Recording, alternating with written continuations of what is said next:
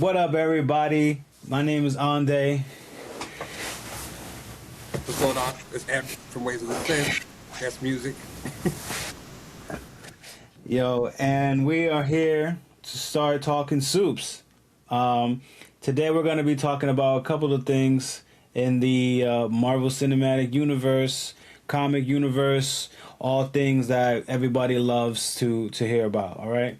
So, for further ado, you guys know me, Ande got you for your comic book reviews and just overall topics and opinions on things that are happening in the MCU, DCU, and all the above when it comes to this culture we all love.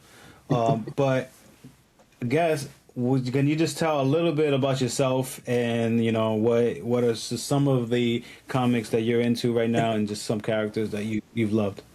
So, I run a page called Ways of the Sith. I deal with comics, collectibles, pop culture news. I write for a couple different websites, reviewing comics. Currently, I have my stack of comics in front of me that we're going to talk about later. But yeah, pretty much that's what I deal with, collectibles and reviews and stuff like that. Dope. So, further ado, right now we're dealing with the hype for Doomsday that is coming out very soon. And with that, I just wanted to, pick your brain with just some of the things that have been going on lately. So, I'm sure we've talked about some things off air, but I waited for this day to not get really into deep with a lot of the things. But so yeah, just tell me your overall thoughts on just how you're feeling about Doomsday in general and in your hype level when it comes to it. So I know it's going to be the not popular opinion, but I'm not as hyped as I should be. I feel like going into this movie. Part of it is, in my opinion, personally, I would have used this opportunity to introduce a new X-Men cast. This would have been the way to do it and make them feel important, rather than relying on 4 X-Men at that point, maybe even earlier than that.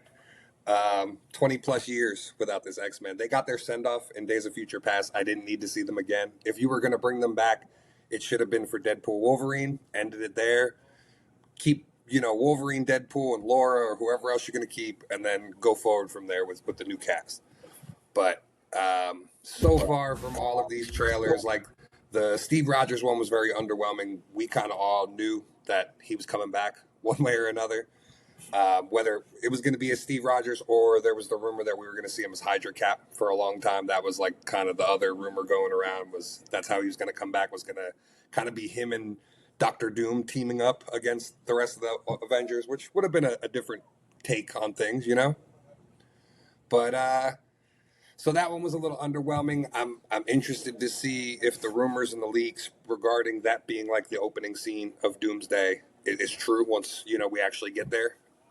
The Thor one, again, interesting. Good to see him back, but I don't know based off like the way his last story ended, and then the Fantastic Four, Black Panther one we were talking about the other day, and I did like that. Black Panther's introduction and Namora's introduction originally were like through Fantastic Four comics, so I thought that was cool to have them all be together in that teaser, but I'm still kind of on the fence about it. Like the X-Men one was cool. Seeing James Marsden. Yeah. But yeah. I hear you on that one for sure. But I recently, since we kind of broke the bread on all three of those, I recently this weekend rewatched Wakanda Forever, mainly because it's just been something I've been trying to get in my rewatch a lot lately, and I finally got the time to do it. Because one thing for me in this recent one, well, hopefully by the time this comes out, the official one is out already, so you guys can see it clearly. But in the trailer, you see that they're in like a desert, and there's like pyramids in the background, right? So I was in my head the whole time, like, one, and also you see Namor there, and I'm like, that is the exact place where where he ended up getting his ass beat with Shuri. So it makes me wonder, like, how is he able to adapt in the desert? One, and two, like, where? I mean, obviously the desert and the pyramids all have always been hand in hand, but especially with the fact that they have the X-Men in this, and then they have him being a mutant and next to a desert and pyramids. I don't know. To me, it all just kind of leads to. It isn't me reaching, but it kind of leads to apocalypse for me. But who knows? I'm reaching. I'm reaching so far, but I don't know. That's just where my head went. But then also another thing that came to mind was, since we see, the Fantastic Four there as well. Another theory I had was that maybe it is the fact that how do they even get there, right? So we're watching Fantastic Four right after Wakanda Forever this weekend. I realized they still have the portal from when they that they portaled Galactus that's in the middle of Times Square still. So in that case, whatever that situation is at the end credit where they see Doom, I'm guessing he takes Richard, teleports however he got there from the first place, and they use that teleport to go to his world to find him. Not landing exactly in the same spot as him, but where they end up poofing is in the desert, where then they meet the Wakandans and the Talakans, as what they call themselves. I'm interested to see how they're going to pull I it don't off. know. I might be reaching. The way you end off with Fantastic Four is them with Thunderbolts, or right? That's where you saw them, was them landing on the ship, and then that was kind of the setup at the end of that. Yeah, like they were flying through space or whatever, and they're just like, "What's this ship?" But we just still don't know where in the timeline does that even take place, or what they're even going after. Like, it could have been them when they were flying through the space to freaking see Silver Surfer. I mean, yeah, Silver Surfer. But they were coming from it's reality, weird. and so like they're coming from that other Earth. And from what it sounds like these teams are going to be split up through multiple universes. So you're going to have like a team that's on the Fantastic Four Baxter building. You're going to have a team that's kind of mishmashed of whatever's left of the X-Men, because my guess is all of those X-Men characters are as good as dead. The only one I see like living out of that group is Cyclops, because I could see Cyclops, Deadpool, Wolverine, and X-23, and that being like the four X-Men that they go forward with, move through this story, and they just wipe out everybody else. And then there's also the interesting thing with Sadie Sink and who she might be playing in Spider-Man. Is she Jean Grey or is she Rachel Summers? And We're does gonna that get there. tie Yeah. into the two? You know what I mean? So if that's the case, I'm for that. Believe me, like if Sadie Sink ends up being Jean Grey and that's the route you're going, where you're going to kill off these Fox X-Men to introduce like a new team, I'm here for it. That's what I want. That's what should have been here, in my opinion. Not to mention, also to mention the fact that I recently seen a rumor that they have the I forget his real name, but the dude who plays Steve is supposed to be in this new Spider-Man movie as well, and he is supposed to play. Well, this is just speculations, but they're saying he's going to be Harry, but we don't know that yet. But it's just speculation. Who though? Who's going to play Harry? So we know from Stranger Things, the guy his name is Steve in the show. His name is Steve. Okay. Yeah. I know who you're I talking forget about. his actual name, his actual name, but from the Stranger Things, I remember him as Steve. And he's rumored to play Harry Osborn in the upcoming movie. Yeah, supposedly they it's not that that's what fans are theorizing, but Okay. I seen a rumor, like a thing on Instagram the other day that said that Marvel is seeking out to get him for the movie. So That like, would be interesting. if you had to look at him and just guess, I mean, I would give that guess to Harry, but who knows? He could also be fucking Cyclops in a way too. I know they were talking about Amanis Fondi, the guy who plays Ezra Bridger in Ahsoka. Apparently, there was a rumor that he was going to play Paul in Spider-Man, and he was going to be Mary Jane's new love interest. And so, I don't know how true that is or whatever, but that was what was being reported. Yeah. Well, Damn, I just had a train of thought. I just lost it.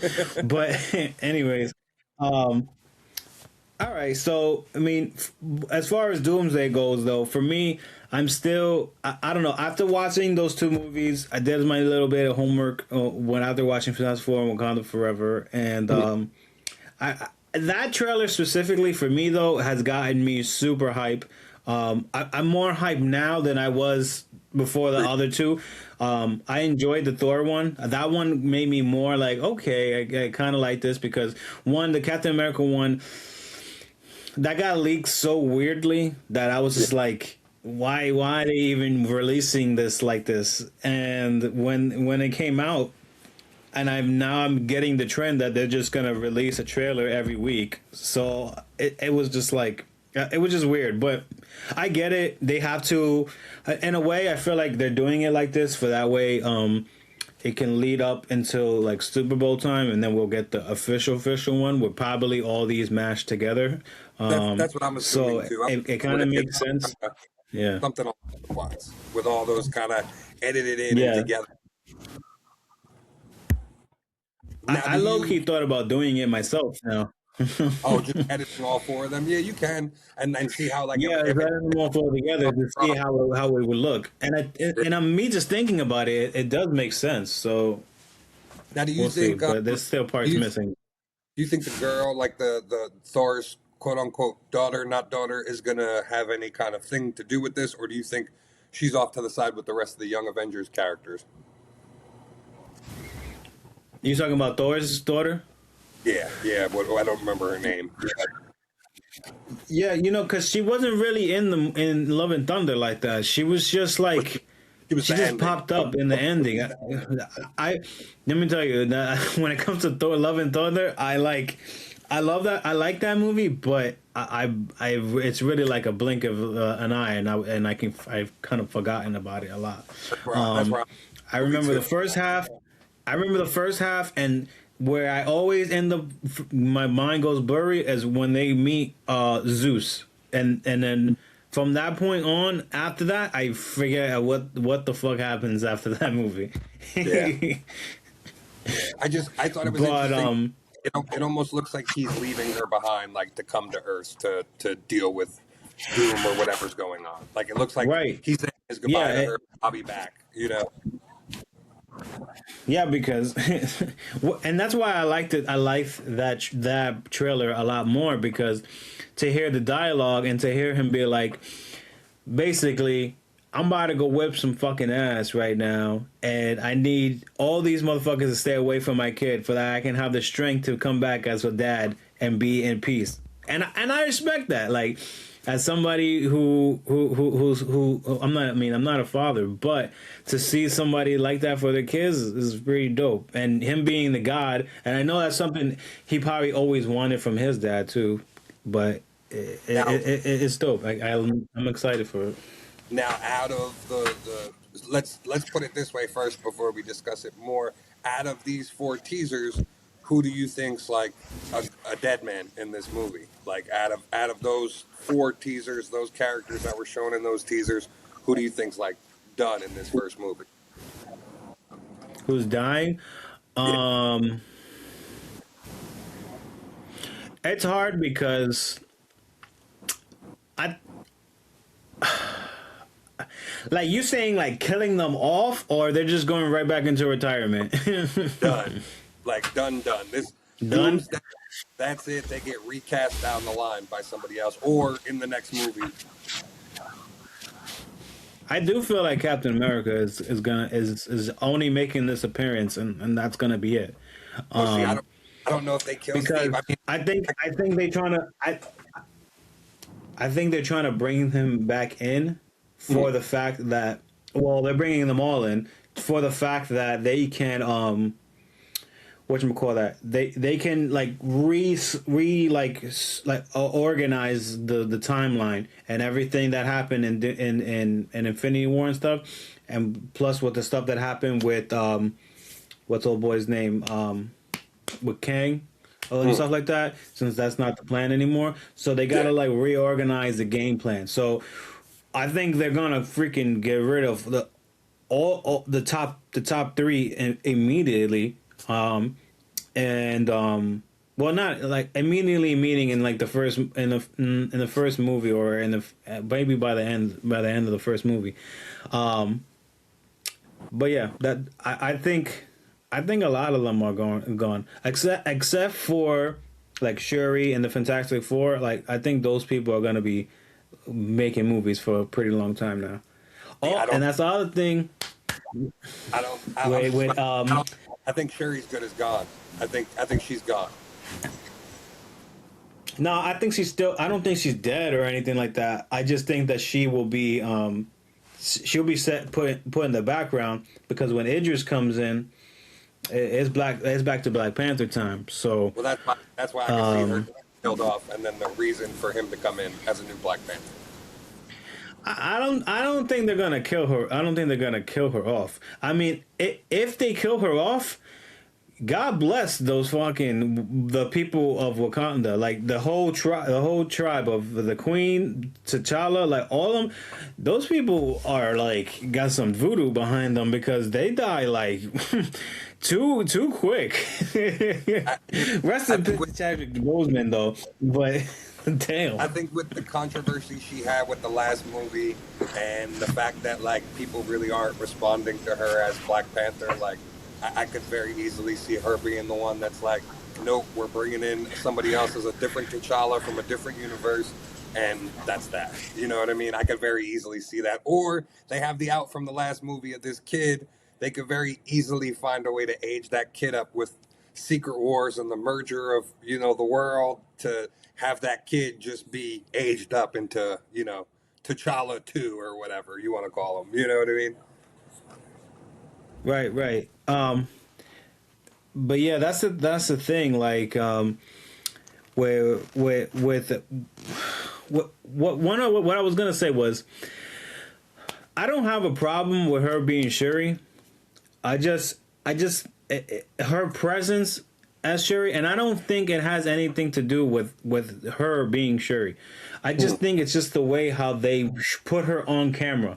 So, like, for example, like I kept saying to myself, the moment when everybody finds out that she recreated the herb and is the Black Panther now, it was all way too like, they try to keep that a secret throughout a long time throughout the movie, and I feel like they should have made that known like super quick. Like, are you kidding me? Like, just make her make the herb as quick as possible, and then have the powers, and then go through the mental shit of having to deal with people always dying in your family, and you having to be the chosen one, but you have to do it differently, and just like rank being the ones who step up in the ranks and whatnot. And then just like, so then we go from them not doing that, and then she pops up and she just drops to the floor. This was a perfect moment to remake the cover of when they first show her as the Black Panther, where she has the fucking fur cape on her and shit like that, and the spear.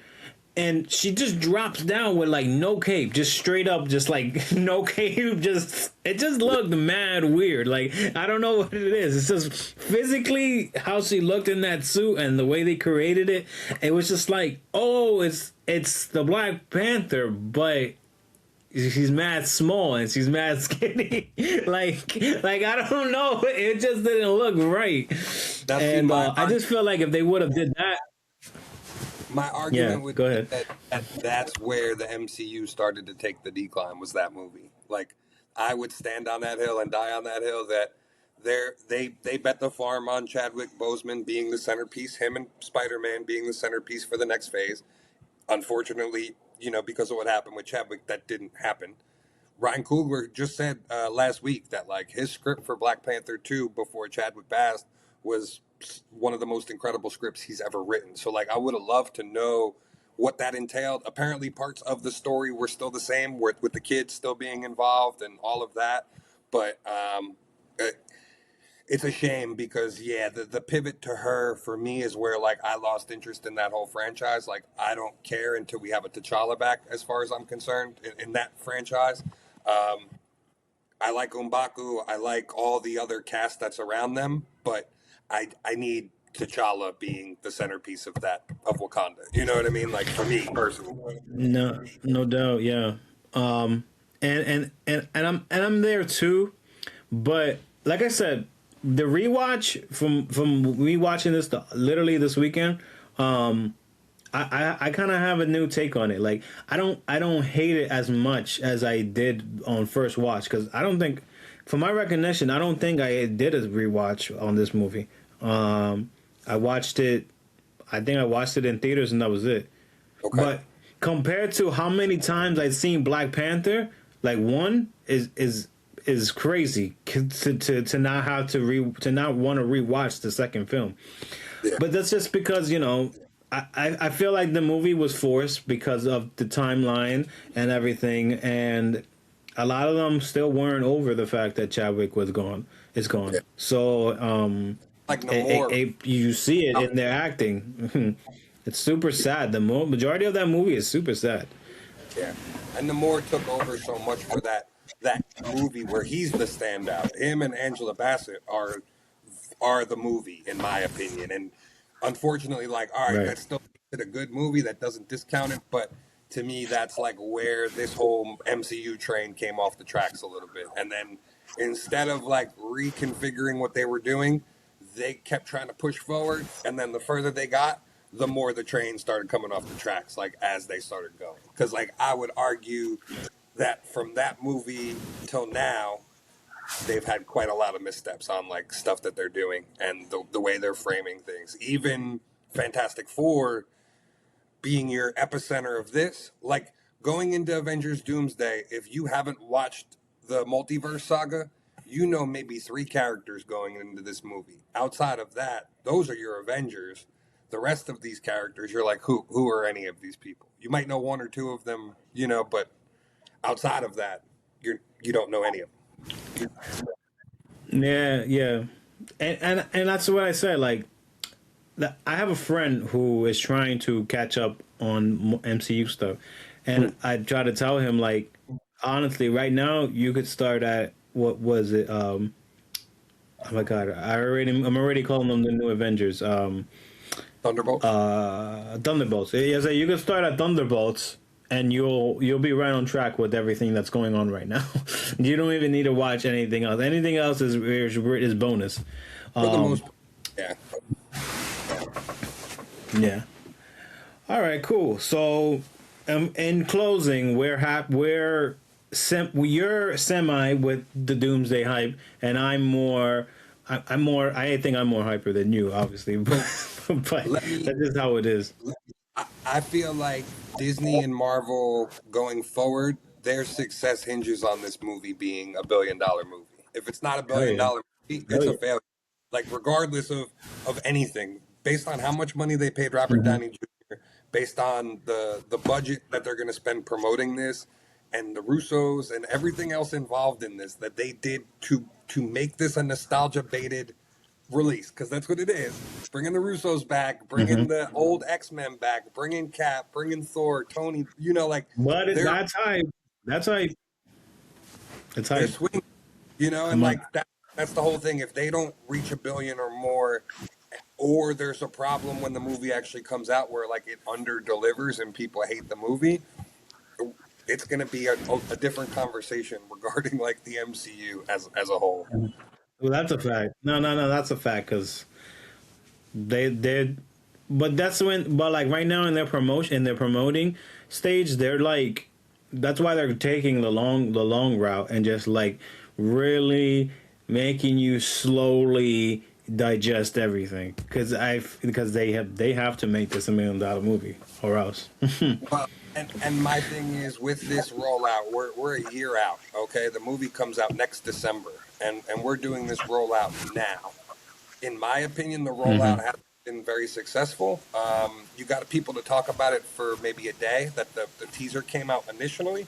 And then by the time they released like the HD trailers, it was more for the people who I don't think are like on the internet so much, like people like us, where like we're Right. searching stuff out. Um, I don't know. I would roll the dice on it. I think Secret Wars has a better chance of obviously being the more successful movie, especially if you're going to have Spider-Man and Daredevil and Hulk and those characters all in Secret Wars. I think that's going to be the more recognizable movie for people to be like, oh, those are the characters I know. I'm going to go see that one. You know what I mean? So Hmm. Hmm. it really going to And depend you on have a more, you have a more clear vision of what it is because Secret Wars, everybody knows what that is. So it's easier to pinpoint what we're gonna get out of that. I yeah, bet that was dope. new version of it for sure. So tell me, what has been in your pool list this week? Right now, we're going into our section where we talk about comics and what we've been indulging in. So go ahead, just give me a top five. Well, these aren't just from this week. There's a couple from this week, but as of right now, the Ultimate Universe in Marvel Comics is ending. Ultimate Spider-Man is going to be ending, written by Jonathan Hickman, and it's been a fantastic series. For those of you that hate the current Spider-Man series and the fact that him and Mary Jane aren't together or married, they're married. They're happy. They have kids in this universe. Peter gets his powers in his 30s, which is a lot different, than the current continuality. So you get a little different twist on the story and the characters involved. Currently, this is going to Ultimate Endgame now, and this series is going to be wrapping up. So I'm interested to see what they're going to do as a finale for that. The other big thing that is the kind of the wrap up, it's 2-in-1, is the Age of Revelation with X-Men. We had the Age of Revelation finale here, and then the first issue of X-Men coming out of it, which kind of connects the dots in present day and the alternate future. Both these issues are phenomenal, written by Jed McKay. This story has been really cool. They actually took a 3-month break from the actual individual comics to kind of do this event, which has been interesting for sure. I'm interested to see what kind of circles back in from this event into like the current continuality, but it's been fun so far. And Tony Daniel back on art, which is a phenomenal thing. One of my favorite artists personally from his Batman and Robin days. Um, Also, the current Batman series, the new one that just started. I've been picking up the Jim Lee covers on all this, just because they look phenomenal. But it's a very interesting take on the series. Bruce has a new love interest. It's kind of cool too because they break down like the gadgets and the gear as the series goes on, which is a nice little piece. So I really have enjoyed that. And then last, Absolute Batman, they did the Arkham special this past week or the week before, which basically showed you how the Arkham facility in the Absolute Universe has come together, and that's been just a whole new crazy twisted take on Batman that I was not expecting, but I'm thoroughly enjoying.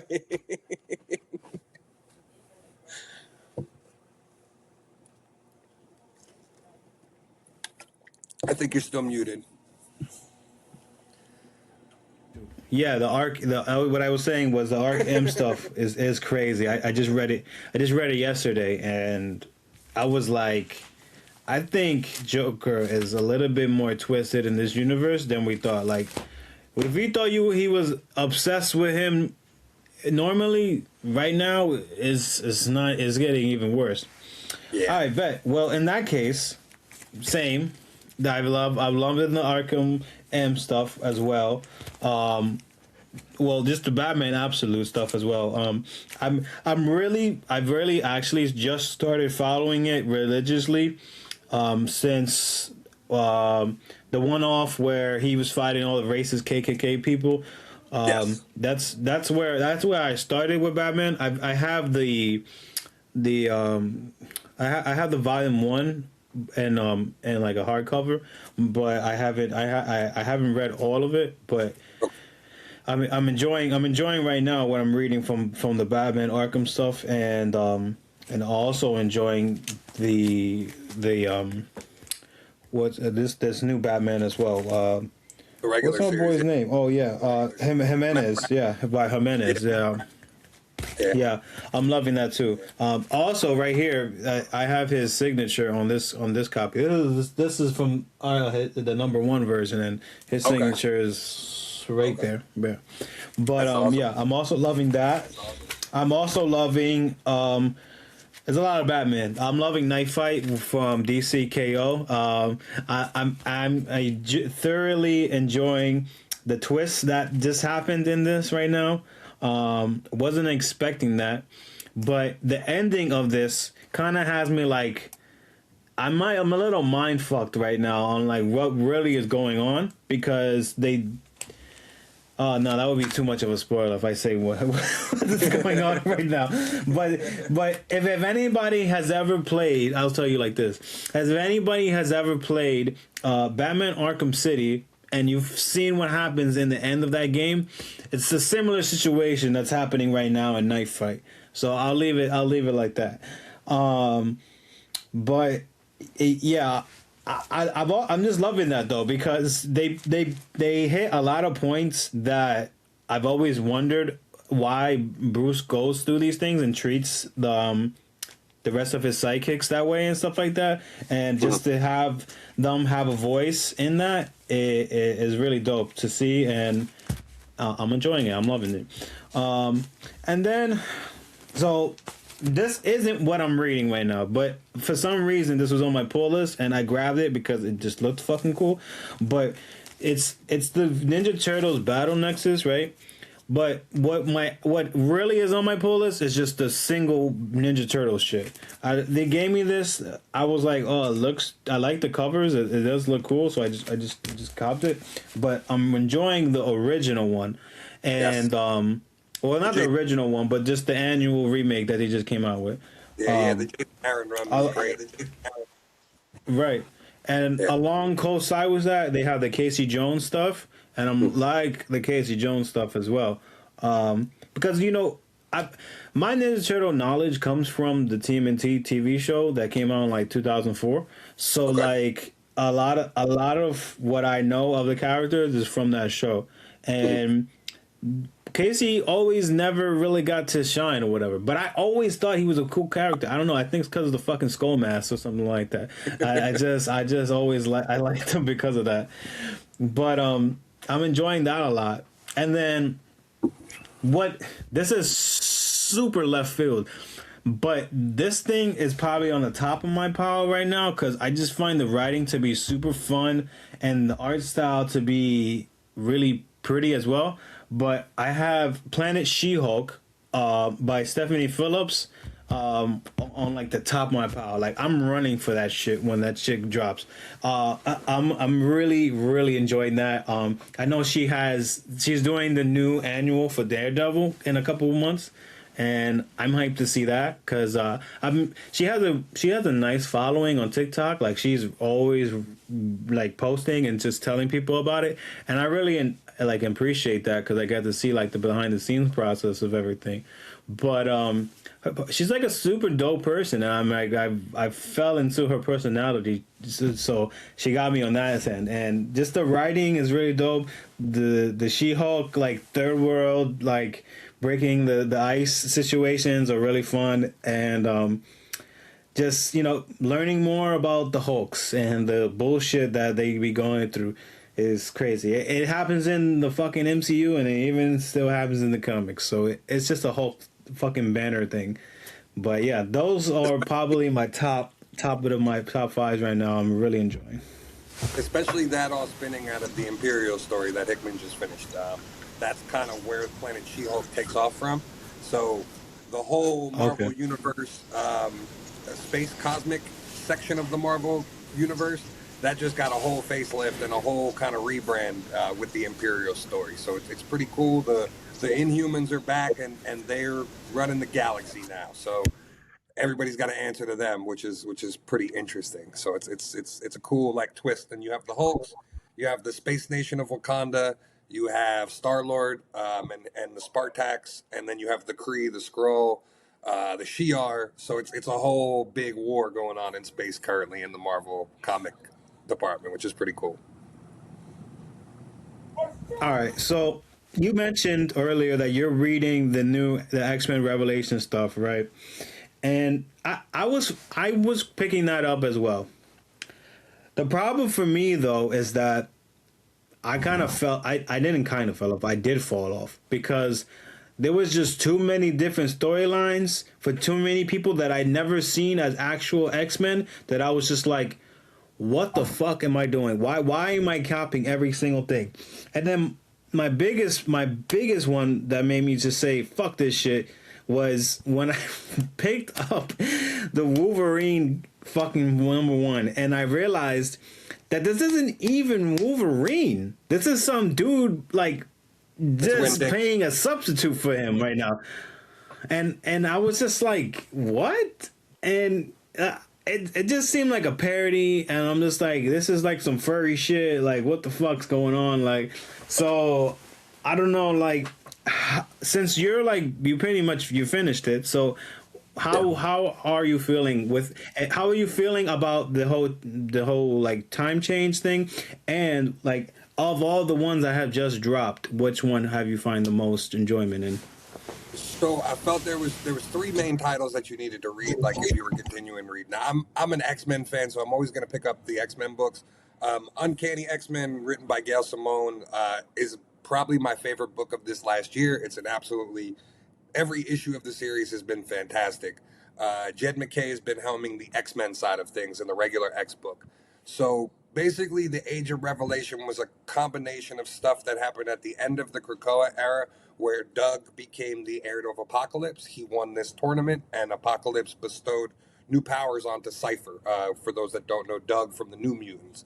So him and Warlock and his wife all got basically a power boost, and Doug's now helmed responsible with carrying Apocalypse's dream on Earth, and Apocalypse went to Mars to Arakko to with the rest of the Iraqi mutants, and basically left it at that.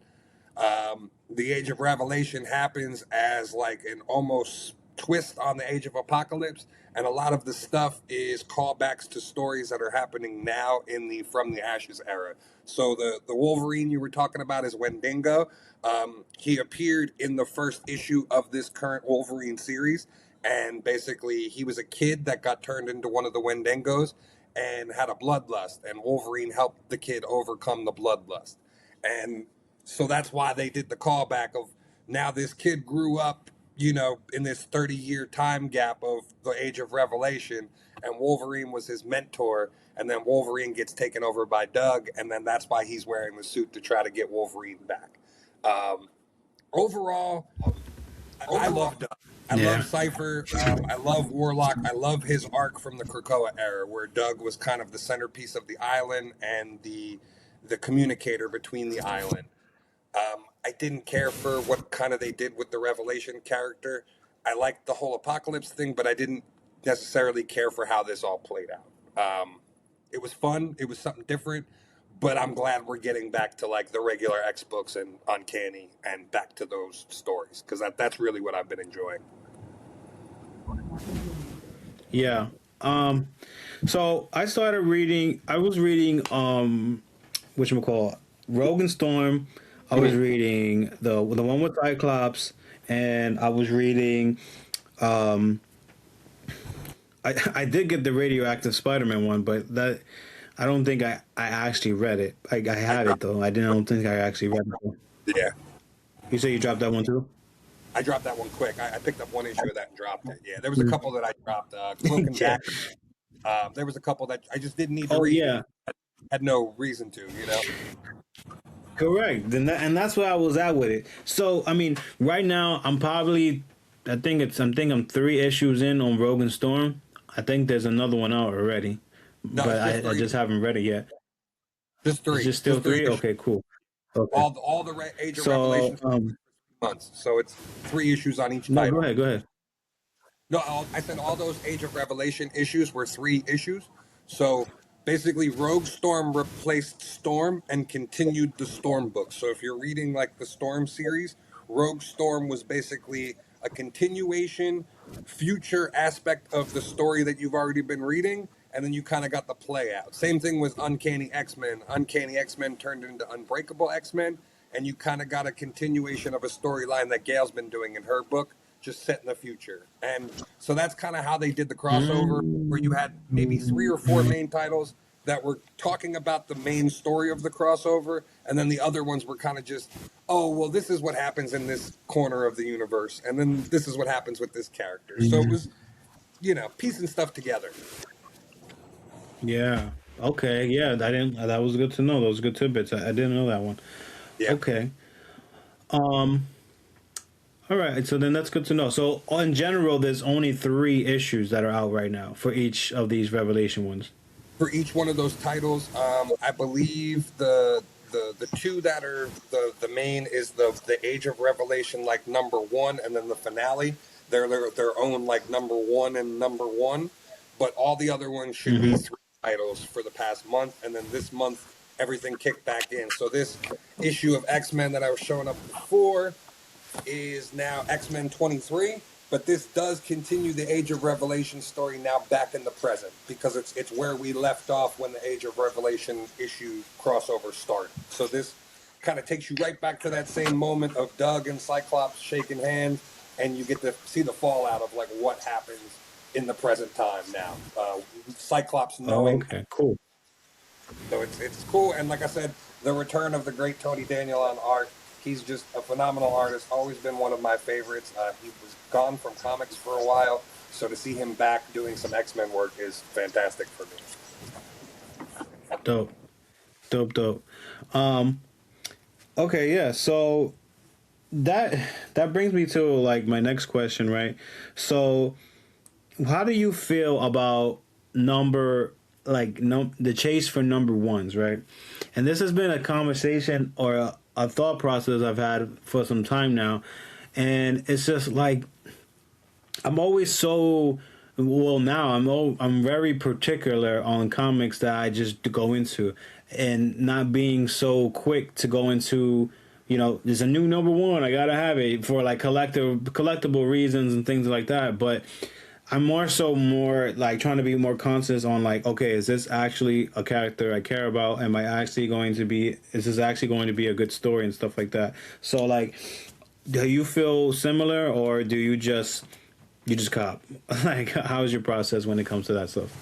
So it's very easy to get into the habit of, like, oh, I like this character, let me pick up this issue, and then before you know it, you have 50 books that you're reading, and it's out of hand.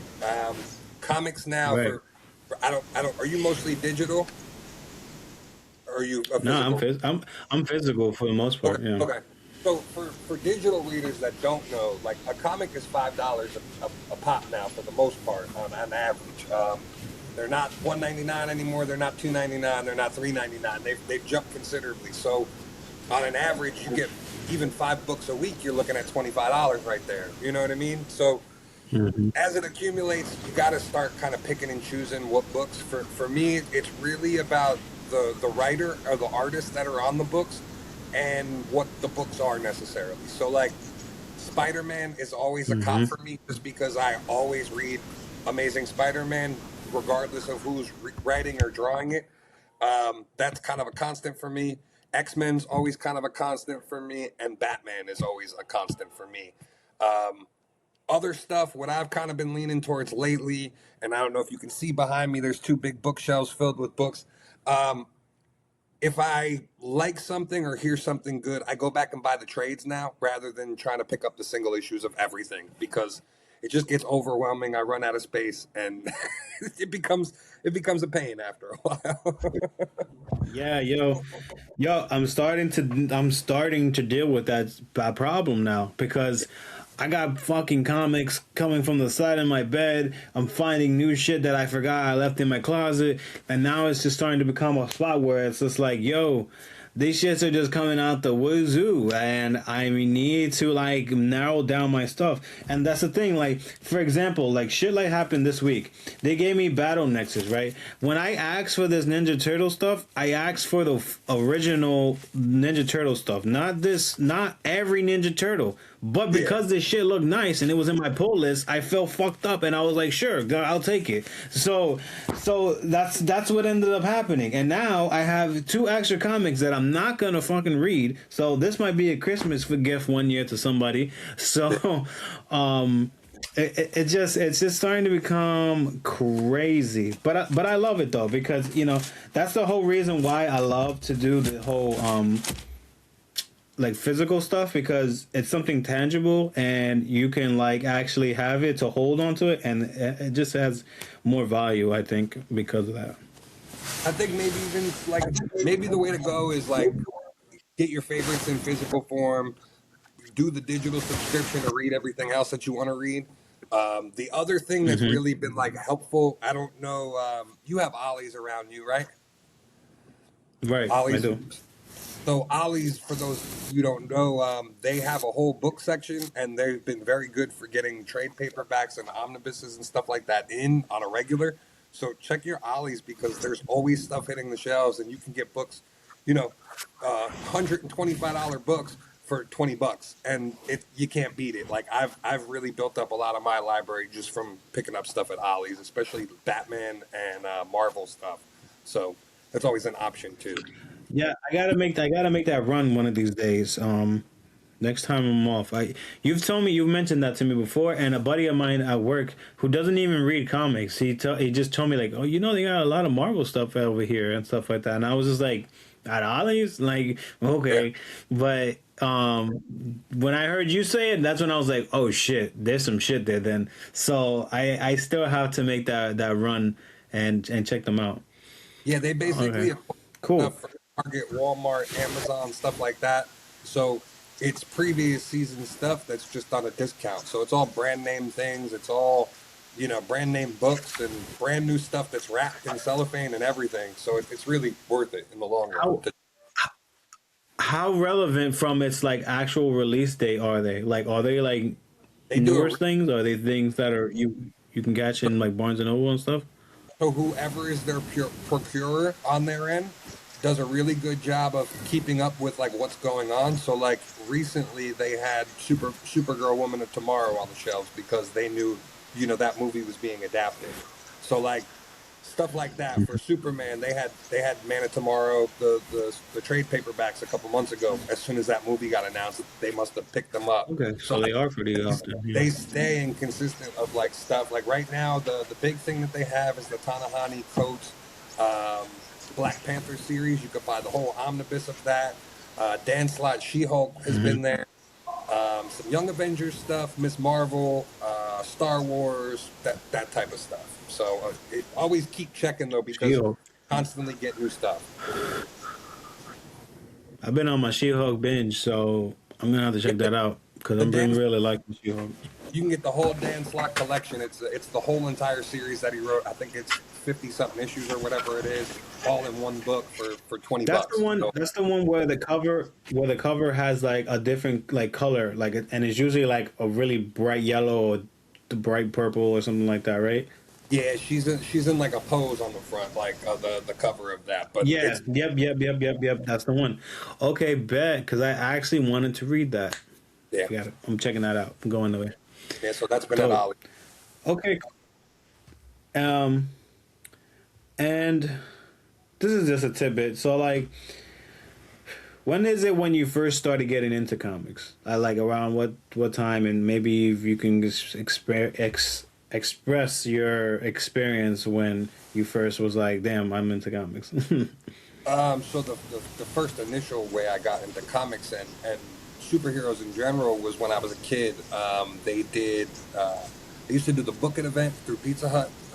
They did a special thing with X-Men at the time in the early 90s, where they did like a limited run of X-Men comics. They reprinted the first 4 or 5 issues of the Jim Lee series with Chris Claremont, and they did cassette tapes of the X-Men animated series. So you read so many books, you got points. You can go into Pizza Hut, you could trade in those points, and they'd give you a physical VHS tape of X-Men that would have an episode or two on it, along with this comic and this little Pizza Hut like set. That was my introduction to comics. At that, I want to say maybe 4 years old, 5 years old, something like that. And then I've been a fan of X-Men ever since. My reintroduction to comics was when the New 52 started for DC. When they rebooted everything and started from number one, me and my best friend decided, you know what, like, let's go and pick up these number ones. If anything, they'll be valuable down the line, whatever. Knowing now that the New 52 is not valuable at all.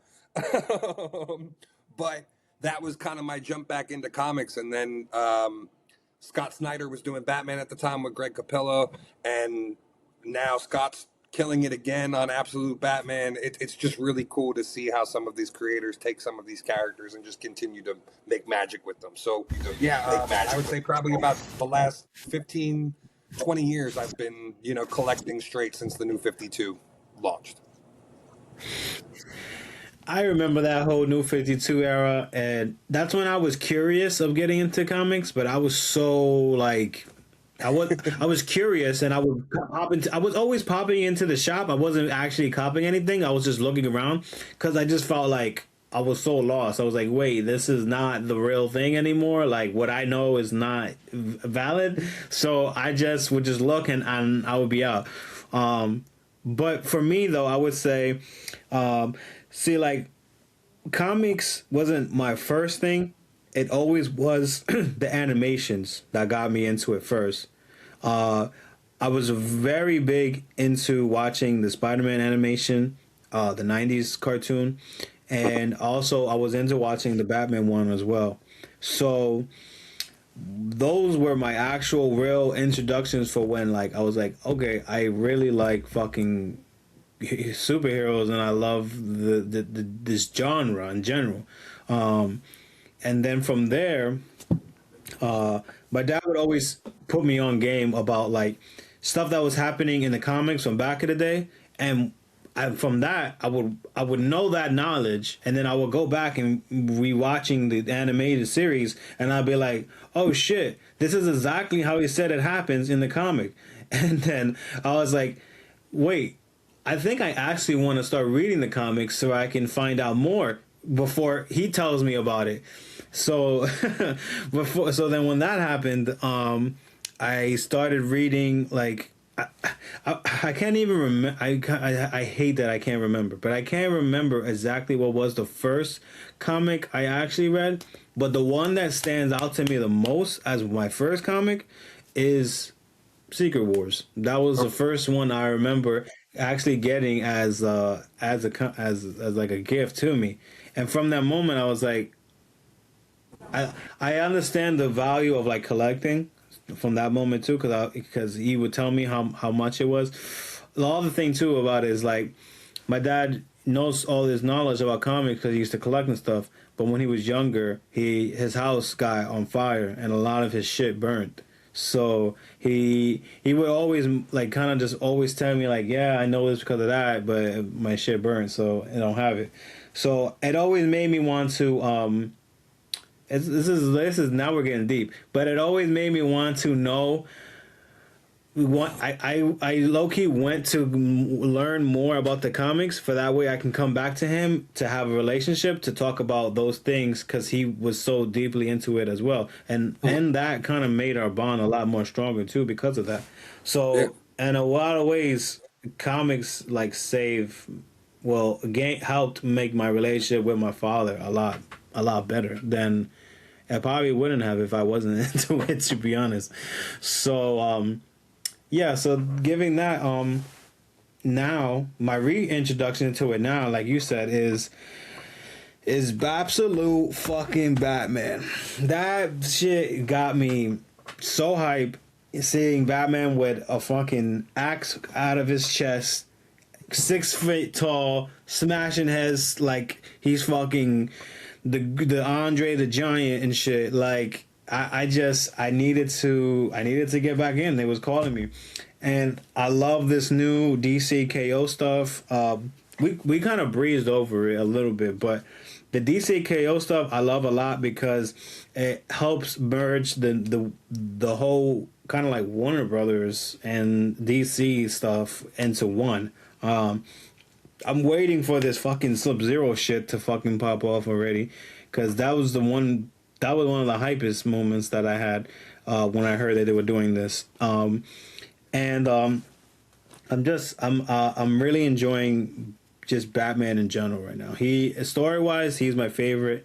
I'm on the oldie side right now. I've been rereading, well, not even rereading, reading Daredevil Born Again. I never realized how freaking dark this fucking comic is. Like, like this guy was dealing with some serious fucking depression, and I have a video that I'm gonna be working on soon to kind of like share that and some in a short form content way, but just for you guys can really understand, because I don't think the show doesn't really adapt what really happens in the comics and the psychological stuff that he goes through in it. So yeah, that's just my introduction right now.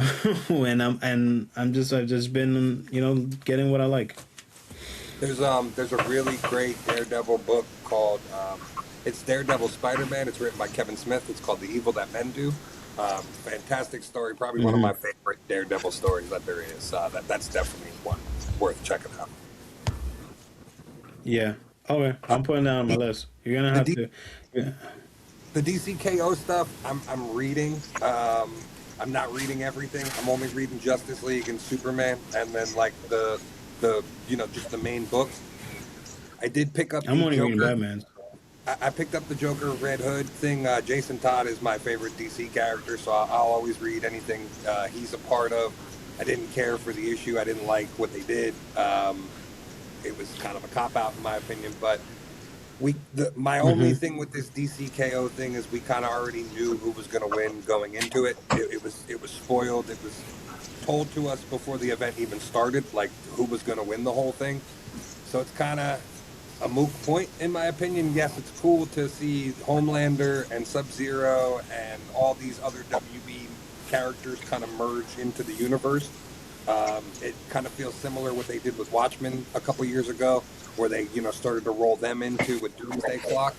But yeah, overall, I'm just kind of I could go without the KO stuff. The All In stuff has been fun. I'm looking forward to what comes after KO. But KO for me has just been kind of I'm just there. You know what I mean? Yeah, yeah. How you feeling about the Endgame stuff in the Marvel side, as far as like events and big world events happening? So with the Ultimate Universe, I have loved this. I know I have a really great relationship with my comic book shop. I've been going there for 20 years now. So I always ask questions about stuff like this, and I know my comic shop as a retailer is really bummed that Ultimate is ending for Marvel, because with Ultimate line on Marvel and the Absolute line on DC, they are the top two selling lines on both companies regardless. So to see kind of Ultimate, I'm happy as a reader because I'll have this nice bundled up collection of the Ultimate Universe, back again. Like I remember reading Ultimate Universe years ago before they did what they did in Secret Wars and merged the universes back together. That's how we got Miles Morales in the Marvel continuality. So to me, it's cool to have this all as a nice like bow tied on top of it, wrapped up. End game. Here's the end of the Ultimate Universe again, and then whatever they do going forward, it'll be up to you whether you want to like keep that as your end point or continue reading from there. You know what I mean? But like I said, Ultimate Spider-Man has been phenomenal. Ultimate Wolverine has been really cool. The Ultimates by Dennis Camp, which has been the main flagship book, I give him all the credit. He's been killing it on Martian Manhunter too for Absolute. So just all around, he's really been doing some great stuff this year. Yeah. I wanted to get into that Martian Manhunter stuff, but I think I'm just gonna get the omnibus for that when that comes out. That's one that's definitely worth picking up. But That's one. yeah.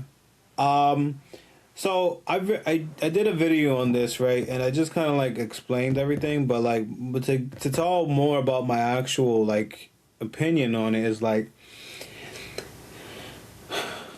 I too feel like great. I'll have this whole collectible thing of the end game stuff, but like also like the fact like they spoiler alert, the fact that they take away the symbiote from Peter's son in the beginning was really like that was a cop out to me because I was just like, dude, like this guy went through hell and earth for that shit in fucking Ultimate Spider-Man, and you just like that, you just fucking take the shit from him.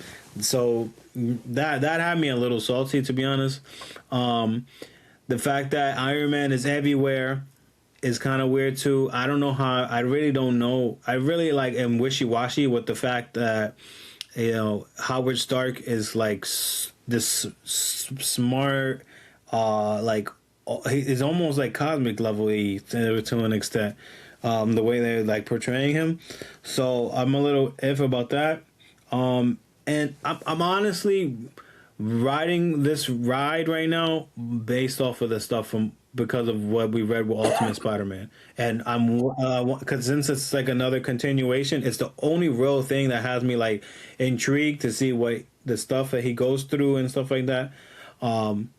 So overall, like it's cool, but it's not as fun as DCKO though. As DCKO, I'm having fun reading. Marvel, I'm just getting through it because I want to get through it. Yeah.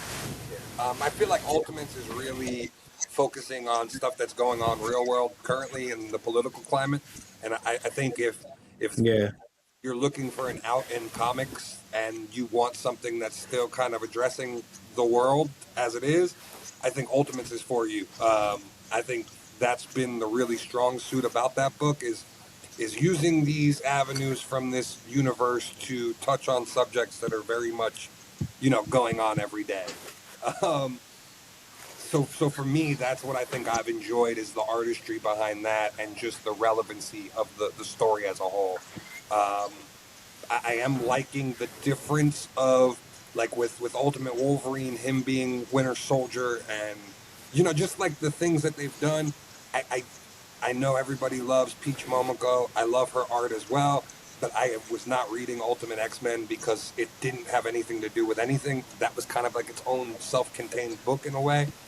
So to see some of those characters now being brought into Endgame, it's cool. Like I didn't know who Maystorm was, and her version of Psylocke, which is just Psy, which is the version for Marvel Rivals, and so it's different things like that they're pulling in now to make this whole Endgame thing go on. But it'll be interesting to see how it plays out. And my assumption is we're gonna get like an Ultimate Universe season 2 kind of thing, where like this will all wrap up, and however this wraps up, they'll find a way to like continue the Ultimate Universe. But I think most of these writers and stuff are going to be on different things at that point. I don't think you're going to see like Hickman's gone after 24. You know what I mean? Like the next issue of Spider-Man. Yeah, I know. Out. Mm-hmm. Damn, that's crazy to think about. But all right, so what was I gonna say? This is random. I just thought about this right now. But have you checked out the new what's it? Scarlet Witch, the Supreme Scarlet Witch, Sorcerer Supreme one. So no, I am not a Wanda because fan. I've been thinking about picking it up, but I am not a Wanda fan at all. So for me, being an X-Men fan, Wanda has been a villain for the X-Men characters for a long time in the comics, going back to House of M. And so for me, like, I've never really cared for Wanda as a character. I was very disappointed when they spoiled this whole entire story. There was originally a miniseries that was going to come out that was going to be a battle for Sorcerer Supreme. And you had characters like Magic from the X-Men and Gambit from the X-Men and Madeline Pryor, who, in my opinion, was more deserving of the Sorcerer Supreme title out of any of the Marvel characters. It should have probably been Magic or Madeline Pryor. Wanda didn't need it. She's already Wanda. So when they spoiled that, I was already out. I was completely like, nope, I want no part of any of this. She didn't need the title. Like, you could have gave it to another character to elevate the character and left Wanda just be Wanda. They do that way too often. Like, even in the MCU as well, they do that. Yeah. Like what they did with Wong and stuff like that, and adding Wong as the Sorcerer Supreme. I just don't understand how you just so loose with who's the Sorcerer Supreme. It just doesn't make any sense to me. It's crazy.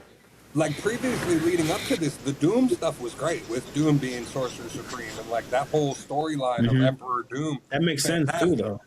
That's I, I, something I, people I will be interested in. I even like this as a spoiler alert for the ending of that issue. I even liked him naming Valeria Richards as his heir, basically, and giving her everything.